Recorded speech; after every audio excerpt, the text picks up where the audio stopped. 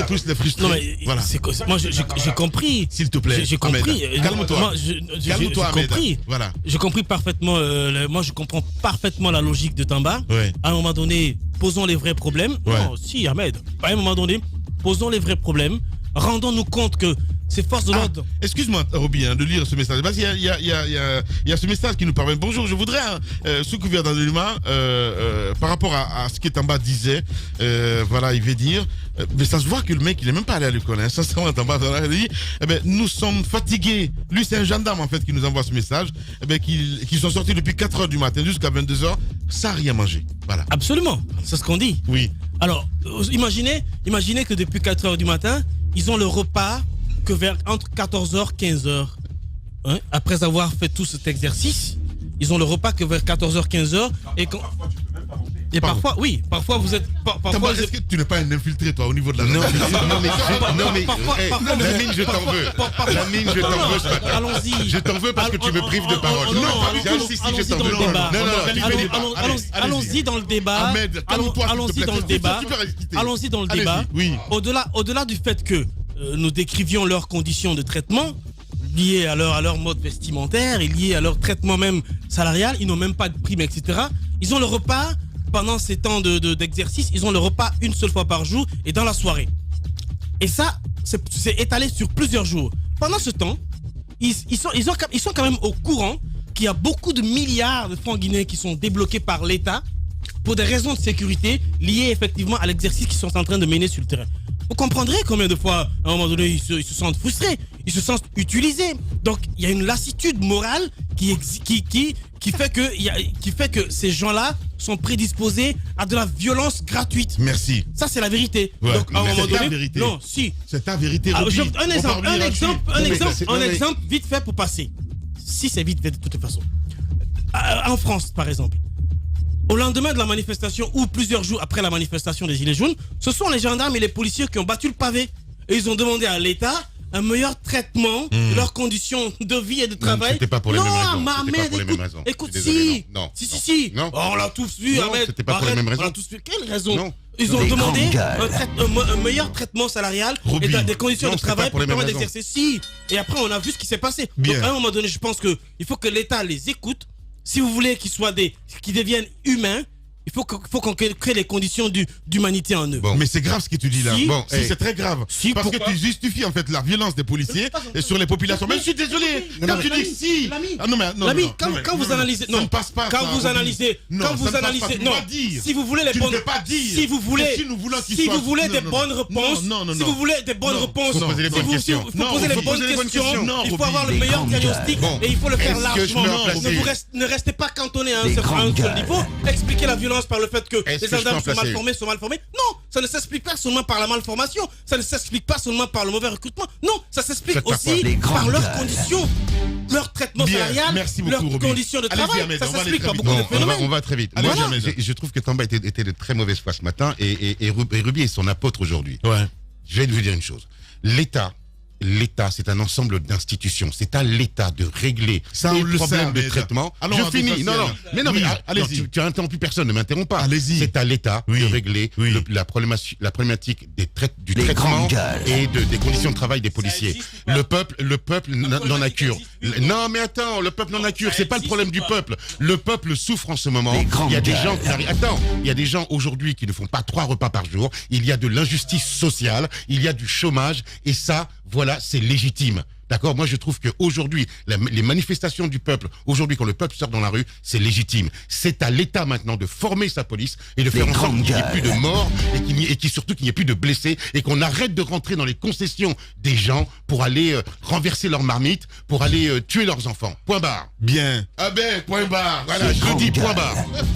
Allez-y, madame Yolo. Écoutez, Monsieur point barre, allez-y. Je peux comprendre que ces agents sont parfois dans des difficultés parce que imaginez pendant les manifestations, dans les zones chaudes, quelquefois ils n'ont même pas le temps de manger. C'est pas des machines, hein? Tout ça. mais ça ne justifie pas la violence. Personne ne justifie, ça Madame ne Yoro. justifie pas. Non, ça n'a rien à voir avec les violences qui se passent sur le terrain. Je suis d'accord. On ne justifie rien. On analyse Écoutez, globalement les c'est faits. pas parce que, Voilà. Allez-y, madame. C'est tout. Humainement, c'est pas parce que tu es mal habillé que tu vas aller blesser ton prochain. Justement. Humainement, c'est pas parce que tu es mal payé que tu vas aller tuer quelqu'un.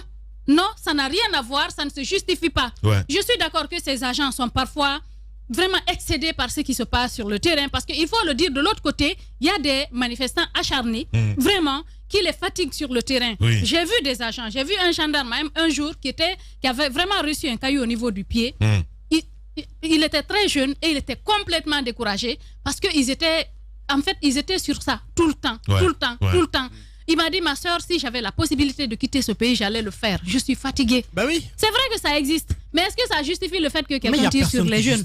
Non, je ne veux pas qu'on fasse un rapport avec ça. Le rapport serait que qu'on les forme parfaitement bien.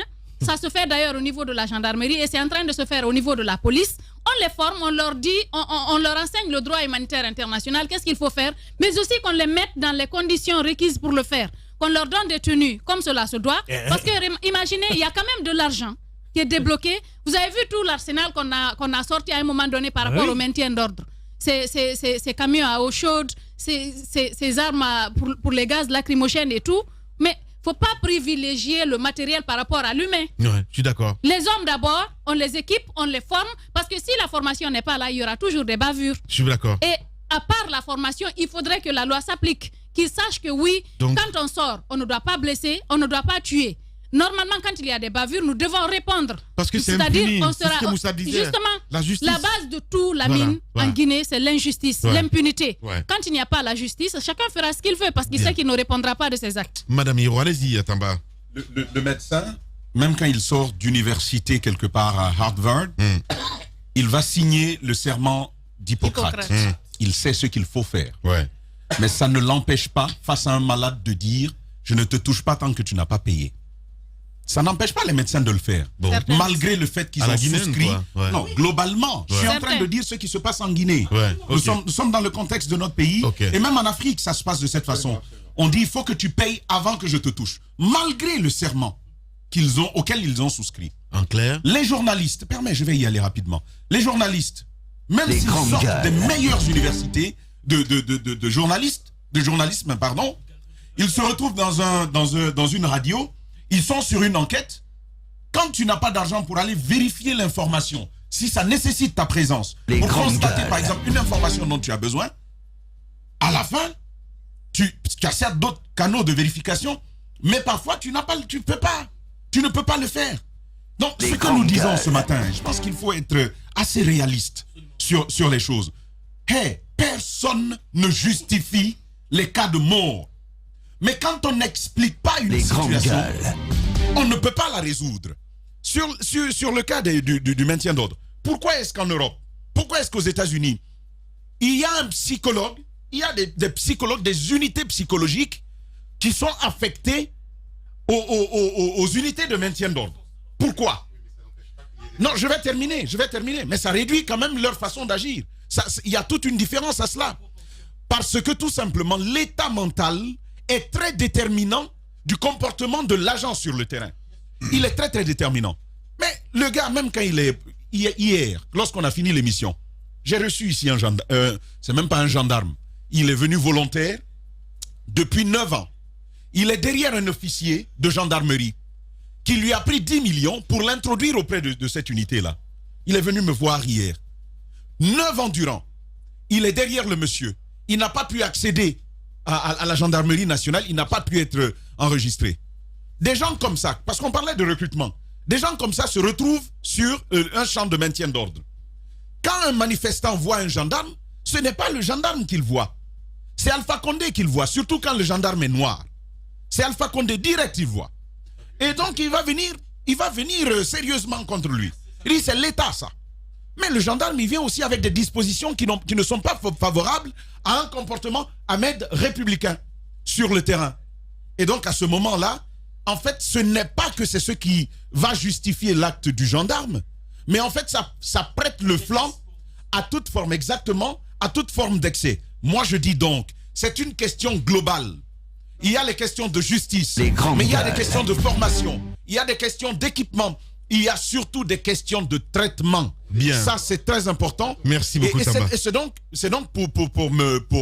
pour m'arrêter là, c'est important de dire que la vie humaine, moi, je ne justifierai jamais qu'on puisse la prendre. Merci. Mais quand vous êtes face à un comportement récurrent, vous vous retrouvez devant un fait social, vous avez l'obligation de devoir l'analyser sous toutes ses coutures. Et c'est ce que nous essayons de faire ce matin. Merci beaucoup, mon cher Tamba. Allez-y, Moussa Moïse. C'est vrai, il se pourrait qu'avec un peu plus de moyens, avec un peu plus de dotation au niveau de la gendarmerie et de la police, au niveau de l'armée de façon générale, peut-être que nos agents peuvent avoir un comportement un peu républicain, peut-être. Mais je dis, comparativement à d'autres pays où l'État met suffisamment de moyens dans la formation, dans les équipements, dans le suivi des agents de force de l'ordre, il y a autant de bavures qu'en Guinée. Donc ça ne peut pas tout expliquer. Ça peut expliquer en partie. Non, ça peut expliquer, oui. Je prends juste l'exemple. S'il vous plaît, je prends juste. Non, si. S'il te plaît, Tamba. Allez-y, Moussa. Allez-y. Ça peut, mais il y a autant de bavures que sur nous.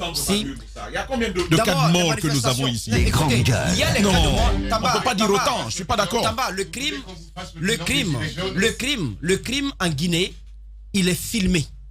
Il est mis sur les réseaux sociaux. Nous sommes curieux, nous partons voir. Nous donnons la parole aux personnes qui perdent leurs frères, qui perdent leurs soeurs, qui perdent leurs enfants. Qui se passe en Nous Guinée. mettons ça sur la voie publique, sur l'espace public.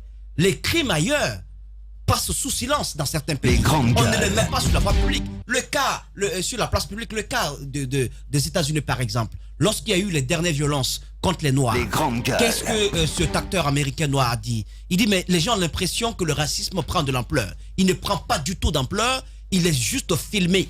Parce que ça se passe tous les jours, c'est un quotidien. Vous sortez, on vous flingue. Je pense que ce que tu dis, c'est une approche qui pourrait... Peut-être si on résout, si on arrive à apporter des solutions à ces questions-là, ça peut permettre peut-être d'atténuer en donnant une certaine capacité mentale à nos agents avec des prédispositions à aller sur le terrain. Bien. Ce qui justifie cela, je vais vous le dire, c'est l'impunité. Donc la justice. C'est l'impunité, c'est le manque de justice. Merci beaucoup, Lorsque Moussa vous Moïse. savez, quand vous engageant, on vous paye à tel montant, on vous donne tel équipement, voici ce que vous devez recevoir. Et que si vous commettez telle bavure, vous renversez une marmite, voilà ce que vous allez subir, mon frère. Lorsque vous le faites et que vous êtes condamné, celui qui est avec vous, il va réfléchir 2 fois avant de commettre le même acte. L'impunité, voilà un peu, voilà le creux de tout ce que nous vivons. Merci beaucoup, Moussa Moïse. Vous êtes chez